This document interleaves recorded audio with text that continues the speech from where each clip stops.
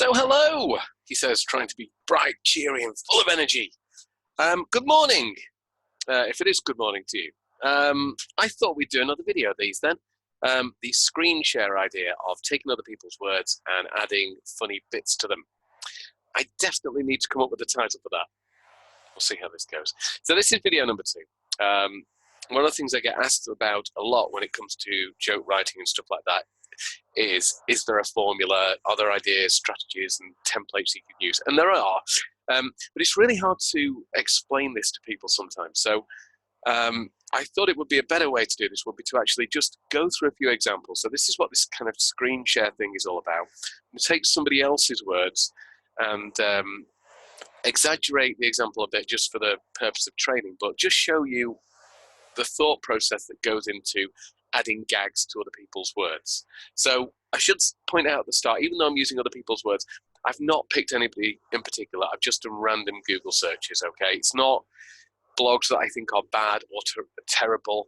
They're not, in most cases, they're just filled with useful information that are beneficial, but don't have any gags in them. So I'm just using them as an example. It's not a critique. It's not saying that their blogs would be better with humor or anything like that. I'm just using it as random words so that you can see the process in action. So that's got that caveat out of the way. So this is what I thought I'd have a look at today. I've searched for, personal trainer blog. I decided not to do the space between the trainer and blog just to be a bit of a renegade. So looking for people that aren't like world famous, no Matt Roberts, even though I'm not fit in any way, shape or form.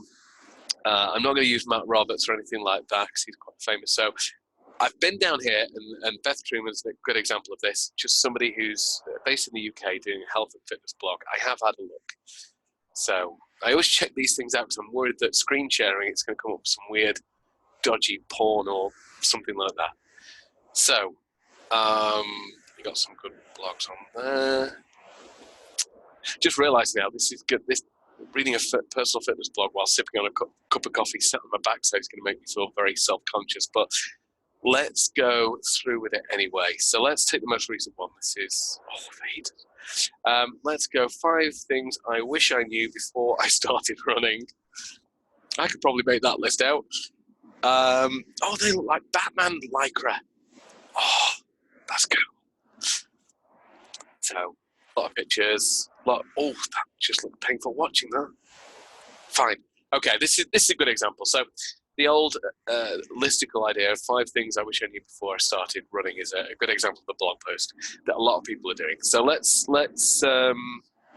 take one of these.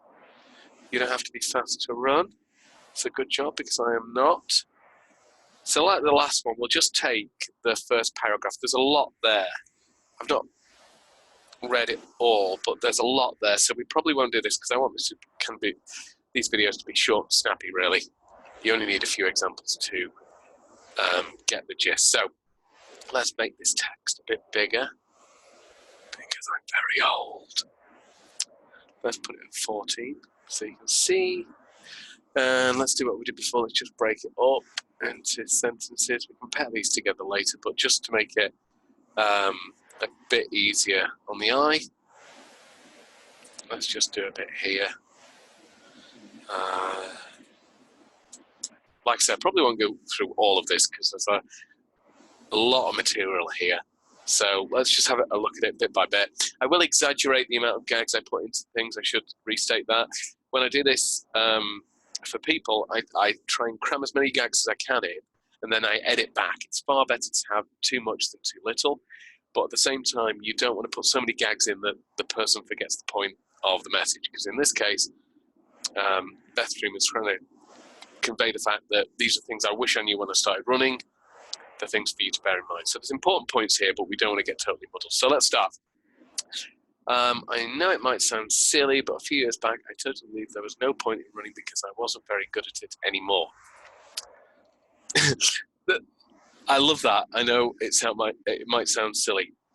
It's just, whenever I hear that phrase, I always imagine like the most straight-faced guy in a business suit with the most boring job in the world in a really serious tone saying, I know this might sound silly, but swibble, swibble, swibble. whoopee!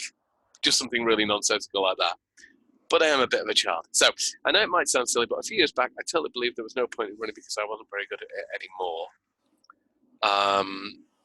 So for me, that's screaming out for something. If I was going to add a gag to it, there's no point in running because I wasn't very good at it anymore. And trying to come up with this case where a funny example of why it would be okay to run. A funny example of how it would be okay to run for somebody who doesn't run. So I could go with, sure, if it was 10:29 and I was 2 minutes away from a McDonald's breakfast, because the cut-off is 10:30, I'd scarper as fast as I can. Something like that. So again, I'm not going to go into the too finer details about this because it's if I was doing this, I would probably edit it down. I may use a different word other than scarper, but you get the idea. You just add something in there that is quite comically fun, and you can imagine somebody who doesn't normally run running. So you could probably say, there's something in brackets, I'm only human after all, or obs, or something like that, depending on that. I don't know if Beth Trim is the kind of person that would say obs, but I think I would be. I'm sure if it was 10:29, I was 2 minutes away from my McDonald's breakfast, I'd leg it as fast as I can. And then you could go into, I would be a sweaty mess eating my greasy food, something like that. But that's a really good example of how you could add something in there. So let's leave that there for the moment and move on, because there's quite a lot here. So as a kid, I ran a lot. I spent my weeknights down at my local track in tiny spikes and running kit. I think tiny spikes has got some potential there. I'm trying to think if there's another meaning for spikes. So this one, as a kid, I ran a lot. And that's because I spent my weeknights down at the track. But you could kind of get an interruption here. You could kind of say, as a kid, I ran a lot. Now, if this was an adult audience and like totally inappropriate humor was okay, I'd probably say something like, you had to with my Uncle Dave, and just leave it at that. But I won't do that here. So it's going to go on a blog. As a kid, I ran a lot. Something like, my Auntie Margaret had a tash. Did I spell tash? And she always wanted it. Well, let's make it wanted to. So let's make it a little bit more playful than potentially her Uncle Dave being a bit of a dodgy chap. So she always wanted to kiss me. So something like that, or you may want to change that round. My Auntie Margaret always wanted to. Let's try that. My Auntie Margaret always wanted to kiss me.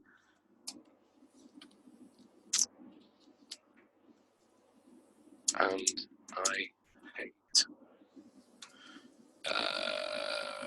I hate her stubble, or something like that. Something like that. Let's just leave it there for now.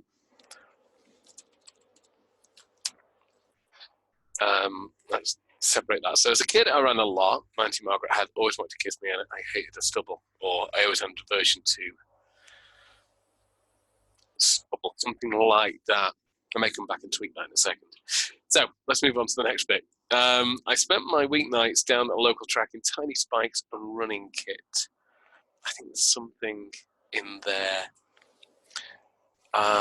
It's just crying out for a kind of reversal. So I spent my weeknights down at the local tracks in tiny spikes and running kit. It was a dog track, so I looked kind of foolish. Or something like that. I spent my weeknights down at a local track in tiny spikes and running gear. It was a dog track, so I looked kind of foolish, but I did love those skates. Something like that. I'm going to say that a lot. Something like that. I spent my weeknights down at my local track in tiny spikes and running kit. It was a dog track, so I looked kind of foolish, but I did love those spikes. Let's leave it there for a moment and come back. I was a 200-meter runner and also did cross country. God, I hate that at school. I'm pretty sure that would be illegal nowadays. A form of abuse at least. And also did cross country. I guess I was above average, never the best, but I didn't really care. I think there's a few potentials for gag here. 200 meters runner, cross country. I guess I was above average, never the best, but I didn't really care. So that's screaming out for some kind of analogy or metaphor for me. So in my own head, I start thinking about what is something that everybody else would say isn't the best, but didn't care about it. And those could be two separate things. So never the best is somebody who comes in second place. The immediate thing I go for is Buzz Aldrin, but it would be good to get an athletic metaphor in there because that's her kind of audience without it being too meta. So never the best, but I didn't really care. I'm going to have a swig of coffee and hope that inspiration comes to me before I put it down. Never the best, but didn't really care. Like, just pulling out, like Roger Black smoking dope, or something like that. Smoking cannabis. It's like Roger Black smoking cannabis. Like a drugged up Roger Black. Like a drugged up Roger Black smoking cannabis. Nah. It's the I really didn't care bit. So the cannabis bit deals with the I didn't really care.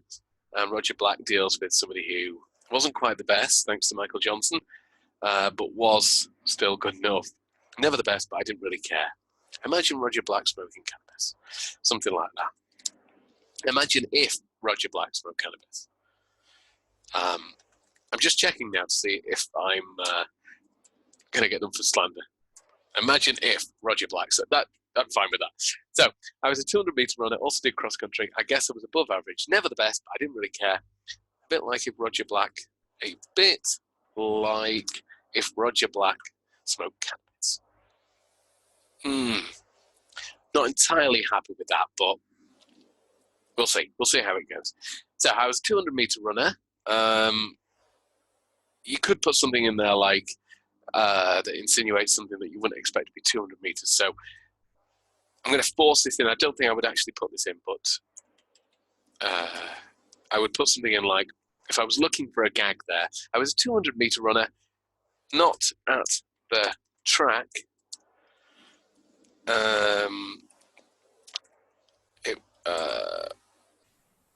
I lived in a mansion and it was a long way to the loo, or something like that. I was a 200-meter runner, not at the track, lived in the mansion, it was a long way to the toilet. Could also go into bowel conditions there, but let's not do that. I'm sure Beth Truman doesn't want that on a blog. And I also did cross country. I would add races to that. And then we've got cross country, obviously means running across country, but you could also extend this out a bit and take like the double meaning, not the double meaning, but separate those two words. So cross country becomes something else. And I also did cross country races. Sorry. Did I say cross country? I meant to say that I was cross while doing races. So you kind of take the word and break it up into something different. Let's just separate that out a bit. Like I say, what I would do is read through them, see how they sound, and then rephrase them and change words. With cross and country, you're pretty kind of stuck with the word cross and country because it's there. But you could also say, I also do cross-country races, and I was also quite angry on the track. Cross-country, angry track, that kind of thing. You could kind of play on terms with that. But let's just stick with that for the moment. So let's see what we've got so far. So I know it might sound silly, but a few years back, I totally believed there was no point in running because I wasn't very good at it anymore. sure, if it was 10:29 and I was 2 minutes away from the nearest McDonald's, I'd leg it as fast as I can. I'm only human after all. As a kid, I ran a lot. My Auntie Margaret always wanted to kiss me, and I hated her stubble.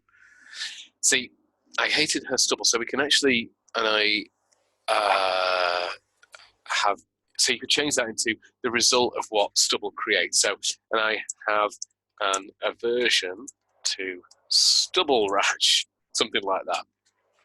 So that's why she's getting away from her Aunt Margaret. So as a kid, I ran a lot. My Auntie Margaret always wanted to kiss me, and I have aversion to stubble rash. That will do for now. You could make a thing about she was quite sprightly, blah blah blah, but I think the point is there. I spent my weeknights down at my local track in tiny spikes and running kit. I felt like a fool. It was a dog track. So there we go. I felt like a fool as it was a dog track. And also it gets the kind of punchline at the end, which helps, I think, a little bit. If you listen to a lot of comedians, they put their punchline at the end so that you don't trample on any words by laughing prematurely, which is the second worst kind of thing to do prematurely. I spent my weeknights down the local track in tiny spikes and running kit. I felt like a fool because it was a dog track. Let's just put a hyphen in there. I think that would be better. You could even make fun, when you do cheesy gags or something like that in a blog, you could even make a kind of BADUM TISH in brackets to point out the fact that you're aware that this isn't comedy club material. So I spent my weeknights down the local tracks in tiny spikes running kit. I felt like a fool. It was a dog track. BADUM TISH. I might have put that in. I'm not entirely sure how to spell BADUM TISH, but this would be a great example of where a GIF of somebody doing a drum solo. So let's have a quick look for a GIF of somebody doing a drum solo. BADUM TISH. It's going to take a while to do. But if you can break up images, it doesn't have to be laugh out loud funny all the time. But if it could just be something that breaks it up and really conveys, I'm going to say BADUM TISH actually works. I'll be so happy if if I've spelled that right and it's a GIF. There you go, BADUM TISH. So this would be a perfect one to put in there.